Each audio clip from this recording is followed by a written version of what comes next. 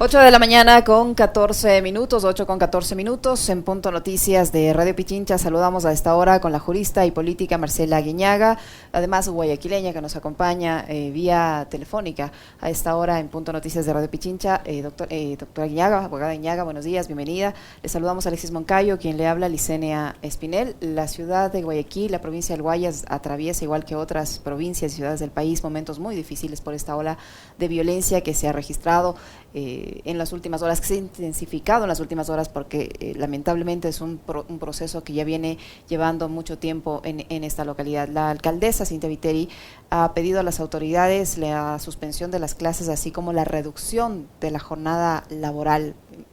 Acabamos de escuchar al doctor Jorge Paladines, académico, experto en materia de seguridad, que la sociedad no debería acostumbrarse a convivir con el miedo. Pero ¿qué hacemos? ¿Qué es lo que está ocurriendo en la provincia del Guayas a su criterio? Doctora Guiñaga, buenos días, bienvenida.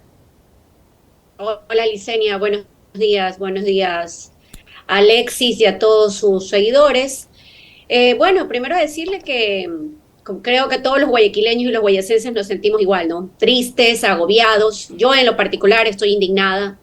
Estoy indignada porque esto es el cúmulo de unas malas decisiones, de la ausencia, el abandono de políticas públicas, desmerecer el Estado, ¿no? Recordemos que esto es parte de pagar esa deuda tan alta de aquellos que aplaudían en su momento, que decían el Estado obeso, vamos hacia el Estado con austeridad, cero inversión en lo social, en lo público, en la seguridad, y hoy tenemos 12 atentados entre la madrugada de ayer y hoy, policías que han sido asesinados, no es que han fallecido, han sido asesinados, actos terroristas, caos total.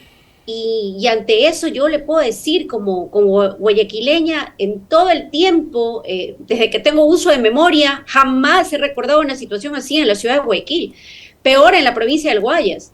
Y tenemos autoridades ausentes, ¿no? Ausentes que creen que con comunicados se solucionan las cosas. ¿Dónde está el Consejo Provincial aquí convocando para el tema de seguridad a toda la provincia? ¿Dónde está la exigencia para decir, a ver, Gobierno Nacional, aquí están nuestros recursos, ¿qué más necesita? ¿Dónde está la inteligencia policial? Mire, este es el cúmulo de unas malas decisiones y decirle mi solidaridad a todos los guayaquileños, a todos los guayacenses. Es una pena porque este feriado pensábamos que se iba a reactivar la economía, que íbamos a recibir a nuestros visitantes y hoy ya las cooperativas de transporte anuncian que ni siquiera se vendió el 15% de pasajes, ni siquiera para trasladarse a otras provincias, peor aún para venir a Guayaquil o a la provincia del Guayas, ¿no? Entonces es lamentable, muy triste lo que está pasando. Qué gusto saludarle, abogada, aunque lamentablemente en medio de estas circunstancias, ¿no? Pero siempre vale la pena poder conversar, más aún cuando en medio de todo esto y en juego está la vida de cientos, de miles de ciudadanos, y viendo a Guayaquil, que es una ciudad que uno tanto quiere, incluso por temas familiares, atravesando estas situaciones tan complejas, ¿no? Hubo un detalle que yo lo quiero compartir en este momento con usted, y que se me pasó hace unos segundos en el comentario. Porque Guillermo Lasso llega al poder y es presidente no de casualidad. Llegó apoyado por una plataforma política enorme, con votos prestados en segunda vuelta, sí, incluso de sectores de izquierda, la Unidad Popular, el ex-MPD, Pachacutic, la izquierda democrática, los desertores de la Revolución Ciudadana que se quedaron con Moreno, pero principalmente el Partido Social Cristiano. Y Jaime Nebot, influenciado por su hermano José, resignó la posibilidad de que su partido corra con candidato o candidata propia. En ese momento se hablaba mucho de Cristina Reyes, y decide apoyar a Guillermo Lasso. Y hoy Jaime Nebot probablemente es uno de los líderes políticos más ausente en este país. Tanto es así que fíjese, abogada, y ahí la pregunta y el pedido para que haga una reflexión, usted, sobre todo que conoce tanto la realidad política del país, pero específicamente la de Guayaquil. El Partido Social Cristiano, que es corresponsable de lo que estamos viviendo hoy, que pusieron a Lasso de presidente, ayer emite ni siquiera un comunicado. Publican un arte en sus redes sociales de un tuit de Nayib Bukele. O sea, están tan huérfanos de liderazgo. Nebot no ha hablado, ya no exige, ya no hace marchas blancas, ya no concentra gente en la 9 de octubre, en Malecón. No aparece Nebot a reclamar seguridad a su presidente, a su gobierno, al que apoyó, pero tampoco lo hace la alcaldesa ni la prefecta del Guayas, ni Cintia Viteri ni Susana González. De hecho, Cintia Viteri, alcaldesa de Guayaquil, ayer tardó casi lo mismo, o esperó que el presidente Lazo o su community manager diga algo en Twitter para ella salir a hablar. Entonces yo le quiero pedir, por favor, una reflexión sobre esto que le acabo de mencionar. Sí, mira, Alexis, con toda seguridad hay que decir que primero el señor Lazo nos gobierna desde una burbuja, ¿no? En medio de la ola de violencia que vivimos los guayaquileños, el presidente Lazo pretendía irse a Orlando, mientras los ecuatorianos, pues que nos coma el tigre, como se dice acá popularmente. Creo que el escarnio público y gracias a las redes sociales permitieron que el señor se quede a enfrentar la ola de inseguridad que hoy vivimos. Pero aparte de eso, sí, usted lo dice con claridad, Lazo y sus aliados del Partido Social Cristiano nos vendieron la idea de que se iba a mantener la democracia, que íbamos a hacer un mejor país si votábamos por el señor Lazo, que íbamos a hacer una mejor sociedad, que no nos iban a hacer Venezuela, no nos hicieron Venezuela, nos hicieron Sinaloa, y que, sin embargo, lo que ha traído es dolor, abandono, muertes, violencia, decepción. La gente le está perdiendo la esperanza a la ciudad de Guayaquil, la gente le está perdiendo esperanza a la provincia del Guayas. Y ahí es que quiero decirle que sí, que la provincia está a la deriva. Un comunicado exigiendo seguridad por parte de la autoridad provincial cuando nunca se ha manifestado en temas de seguridad. Anteriormente no ha liderado nada, no ha convocado nada. ¿Dónde están las marchas? Pues que antes convocaban y decían que sacaban a 30.000 personas para exigir la autonomía de las autoridades locales, y hoy en completo abandono. Así que recordarle, ¿no?, a la autoridad local, a doña Susana González, que parte de sus competencias, con claridad lo dice el COTAT, es coordinar la seguridad. Parecería ser que no ha leído esta norma básica que debería regir a las autoridades locales. Y tenue el comunicado de la señora Viteri, que entiendo, digamos, está atendiendo otras cosas en torno a lo que pasa en la ciudad de Guayaquil. No salgan, cuídense. O sea, por Dios, hay gente que va a ser golpeada económicamente de manera importante. Negocios, hoteles, restaurantes, la comunidad y todos los habitantes de playas que esperaban una ola de visitantes para reactivar la economía. Y hoy, lamentablemente, eso va a ser exactamente lo contrario. El comunicado de la señora Susana González no es otra cosa que un lavado de manos ante lo que vivimos, esta ola de violencia. Es indolente, no se compadece con el dolor que tenemos las familias. La verdad es que, créanme que estoy absolutamente molesta, indignada, así me he levantado hoy, en vez de estar con temor, digo, no puede ser que sea el resultado de tantas malas decisiones, tantas malas acciones y tantas omisiones. Y esta es la realidad que tenemos hoy, ¿no? Entonces, se haga cargo, no solamente porque fue su candidato en la elección pasada, presidencial, sino que recuerde usted que no puso los votos en su momento cuando se ejecutó el artículo 130. Así que también lo siguieron defendiendo a pesar de haber demostrado pues su incapacidad el señor Lazo en gobernar el Ecuador, ¿no? Nosotros estamos claros que hoy debemos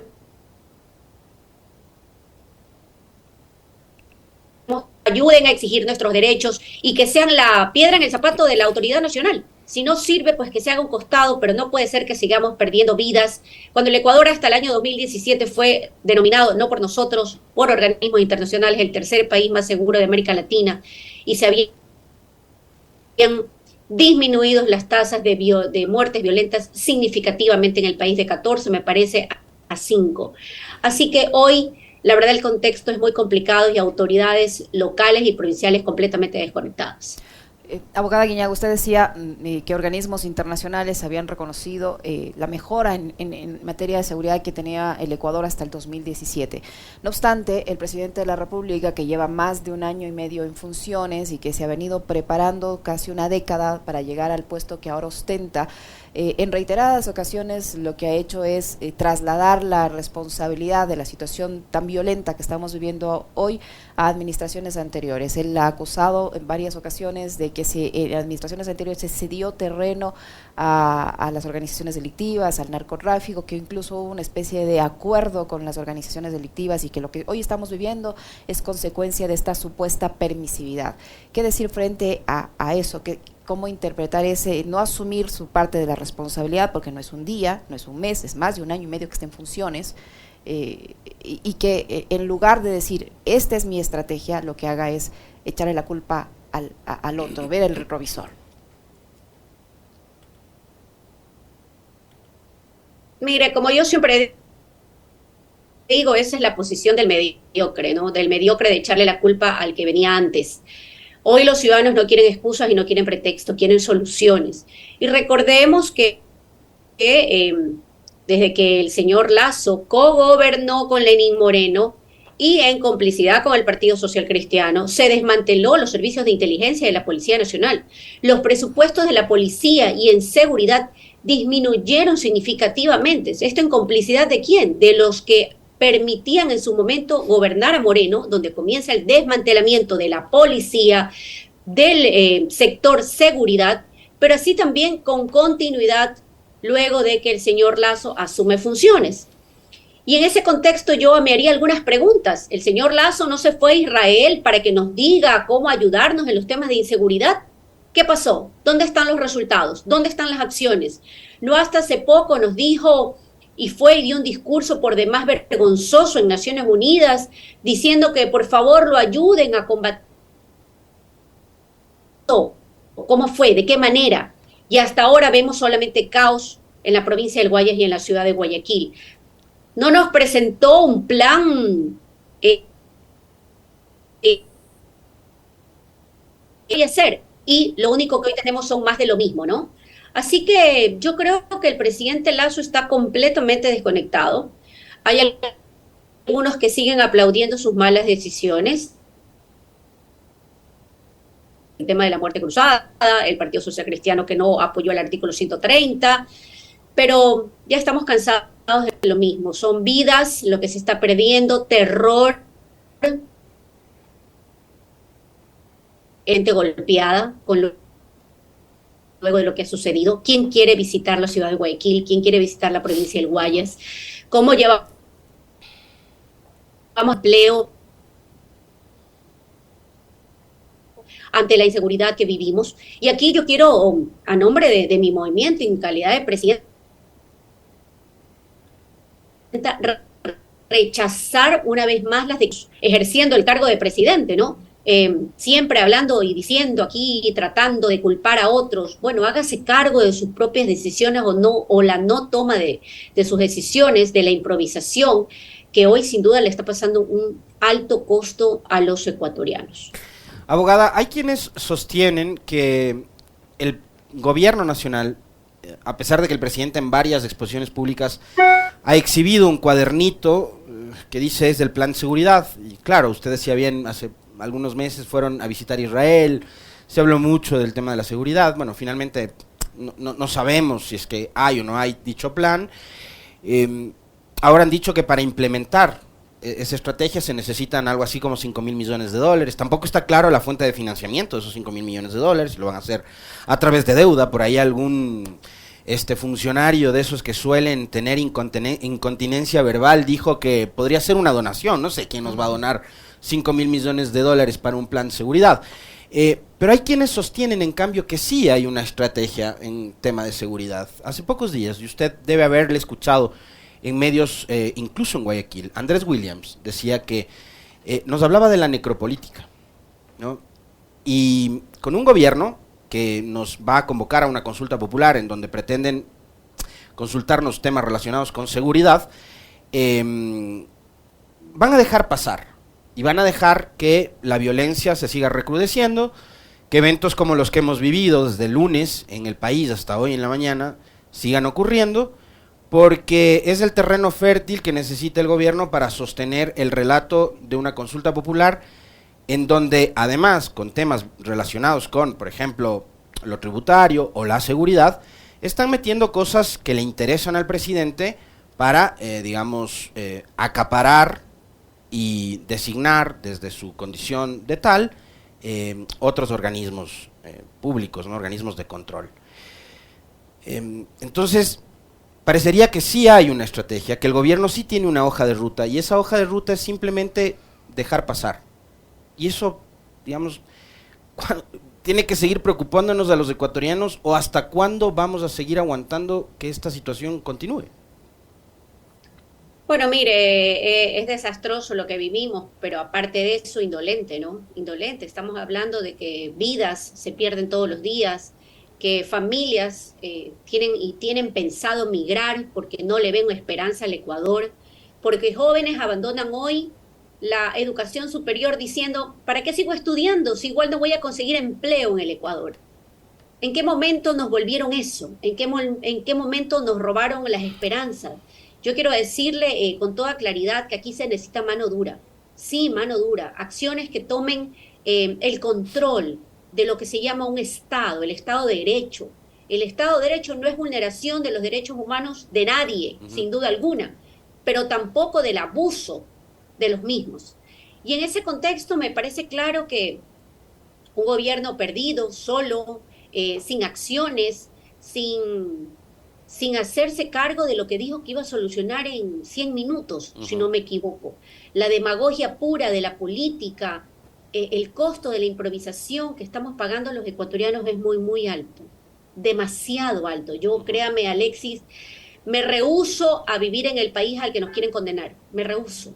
Y por eso hago política, y por eso creo que es indispensable que la gente de bien, la gente decente, nuestros jóvenes, hagan política. Porque no puede ser que con improvisados, que gente que quiere llegar a un cargo sin saber para qué, por qué, que ni siquiera han leído el COTAD, ni siquiera saben cuáles son sus competencias, hoy sean los que nos gobiernen. No puede ser. Yo créame que hoy tengo un desazón tal, peleando hace poco, promocionando nuestra ciudad con nuestros visitantes brasileros, y hoy, mire, en este desastre que estamos viviendo, yo quiero decirle que no merecemos a tener un presidente como Lasso. Y funcionarios como Francisco Jiménez o Diego Ordóñez. Le digo esto porque, por ejemplo... Francisco Jiménez, que lo conozco, me da pena el rol de Francisco, créame. A Pancho Jiménez lo conozco de la universidad. Él ha hablado de políticos carroñeros y aparece en un TikTok bailando mientras el país se baña en sangre. Yo creo que Pancho debería caminar más por las calles. Caminar y escuchar lo que dice la gente. La gente dice que antes sentía que había seguridad, la gente sentía que antes había políticas públicas. Nos hablan de que necesitan 5.000 millones. Bueno, traigan 1.000 de la reserva monetaria, que no tiene que ver con el encaje bancario, tráiganlo, inviértanlo en políticas de seguridad, pero también en políticas de aminorar esas profundas brechas de desigualdad que se han profundizado en estos tiempos.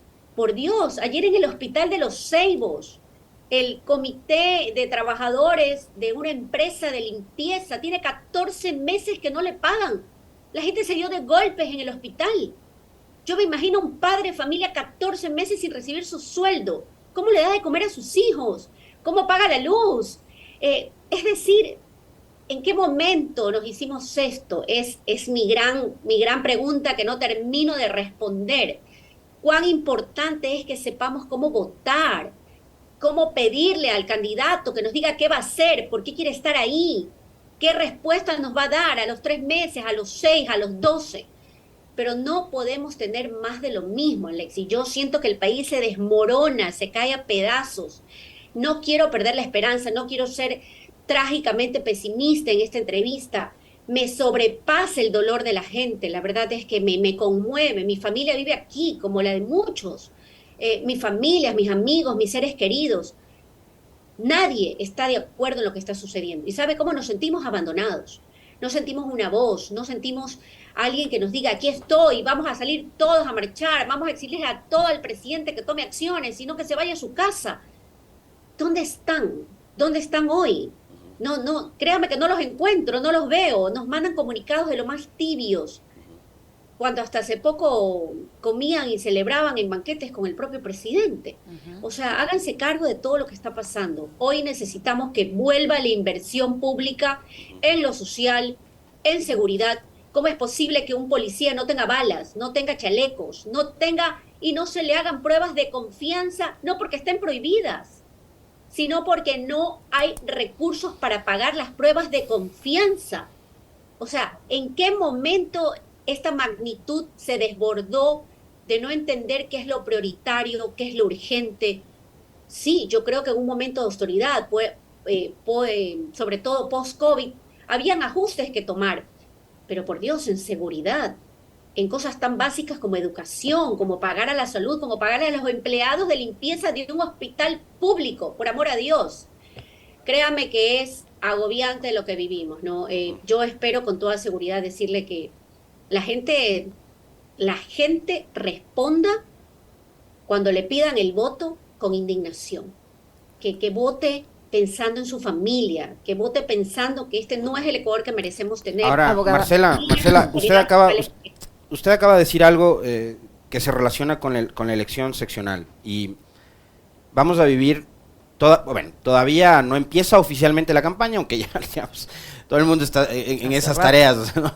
Pero oficialmente no arranca la campaña como tal, ¿no? Con esta ola de violencia que está experimentando el país, y en el caso suyo digo con mucha más aprehensión quizás, la provincia del Guayas, Guayaquil, Durán, se viene una campaña electoral. Así es. ¿Y qué va a pasar? ¿Qué debería pasar? ¿Qué es lo que debería hacer el Estado para garantizar la seguridad, no únicamente de los candidatos, sino de todos los ciudadanos?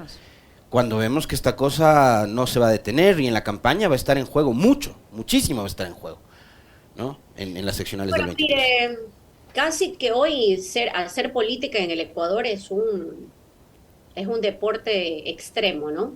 Yo quiero decirle que yo como candidata, yo no tengo seguridad. Yo tengo mi equipo básico que me acompaña, que hacemos las brigadas territoriales con nuestros equipos, nuestros militantes. Estamos expuestos como cualquier ciudadano, exactamente igual. Y yo no quiero ningún privilegio, ojo, yo quiero que primero se proteja a la gente. Yo no quiero que el CNE diga que los candidatos necesitamos policía. No, no necesitamos policía. Que pongan los policías a trabajar, a buscar dónde están los verdaderos capos, los capos que nos están poniendo toda esta ola de terror, que permitieron que se tomen las cárceles y que desde las cárceles amenazan hoy han trasladado la violencia a las calles, a los barrios de mi ciudad, porque hay barrios tomados, Alexis.